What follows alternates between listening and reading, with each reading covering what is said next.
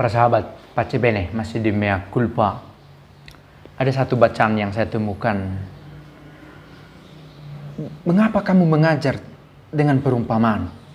Kata murid kepada Yesus. Lalu apa katanya? Kalian diberi karunia untuk mengerti kerajaan surga, tetapi mereka tidak. Ada orang yang bisa mengerti kerajaan surga itu, dan ada yang tidak bisa dengan gampang. Mengapa? Bukan karena persoalan daya intelektualitas, tetapi mereka melihat, tetapi tidak kunjung mengerti. Mereka mendengar, tetapi tidak kunjung mengerti. Bacaan ini menjadi sangat berkekuatan untuk saya karena saya kemudian bertanya, apakah saya ini golongan yang bisa mengerti, yang memiliki karunia untuk mengenal kerajaan surga, atau saya masuk dalam golongan mereka yang bebal hatinya, yang tidak dengan gampang bisa mengerti kerajaan surga.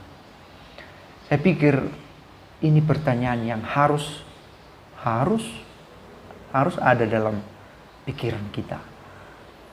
Pertanyaan, apakah saya masuk golongan yang bisa mengerti kerajaan surga ini, atau saya masuk di golongan mereka yang harus mendapatkan perumpamaan karena tidak dengan gampang mengerti kerajaan surga itu apa. Ketika ternyata gereja sangat menekankan kasih, orang-orang mulai berkata, oh itu golongan humanis, modernis, itu tidak diinginkan oleh Tuhan. The question is, benarkah Tuhan tidak menginginkan itu? Ketika Paus Yohanes Paulus II mencium Al-Quran, sesat, kata orang. Lalu saya menemukan satu komentar. Andai kata Yesus melihat ini, apakah dia setuju? Sebuah pertanyaan. Dan saya pikir hanya Yesus yang bisa menjawab pertanyaan ini. Kita bisa menduga, beberapa di antara kita memiliki dugaan yang kuat. Apakah Yesus setuju dengan aksi ini atau tidak? Nah, pasti Yesus melihat konteksnya. Mengapa Paus ini mencium itu? Apakah untuk menyetujui ajarannya atau demi karya kasih Allah yang sampai kepada semua orang, bahkan kepada orang yang melihat dia? Sebuah pertanyaan yang Yesus bisa jawab, kita hanya bisa menduga. Mereka yang dugaannya paling dekat dengan jawaban Yesus adalah mereka yang memiliki karunia melihat kerajaan Allah.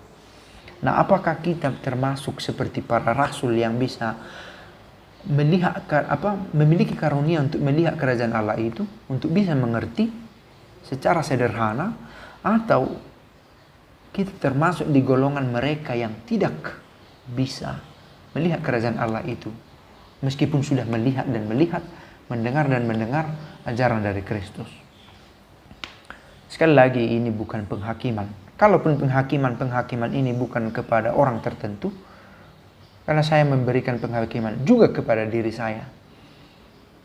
Jangan-jangan saya golongan hipokrit yang merasa sudah mengenal dia, tetapi belum. Merasa sudah di jalan yang benar, tetapi rupanya saya lebih mementingkan diri sendiri. Nah, mengapa saya katakan ini? Bukan saya mau mempermalukan diri saya di depan publik, tetapi saya mau mengatakan pertanyaan serupa kiranya hadir dalam diri kita masing-masing. Supaya kita tidak jatuh pada menarik pernyataan seorang komentator pada pertanyaan dan pernyataan final, sehingga kita menjadi orang yang angkuh, pride, dan seperti kata dalam tempurung, seolah merasa sudah nyaman, begitulah, pada ajaran yang menurut kita benar padahal belum tentu benar. Sebuah pertanyaan yang kiranya harus terus hidup. Apakah saya membuka hati dan pikiran untuk mengenal kerajaan Allah, kebahagiaan sejati, mengenal karya Kristus di dalam pewartaannya itu? Apa yang membuat mereka tidak mengerti? Sebagaimana Yesus menjelaskan dalam bacaan perikop Matius 13. Ayat 10-17 itu. Mereka tidak mengerti meskipun sudah melihat karena hati mereka bebal. Keras hati, severe. Tidak membuka diri, tertutup pada keyakinan-keyakinan sendiri.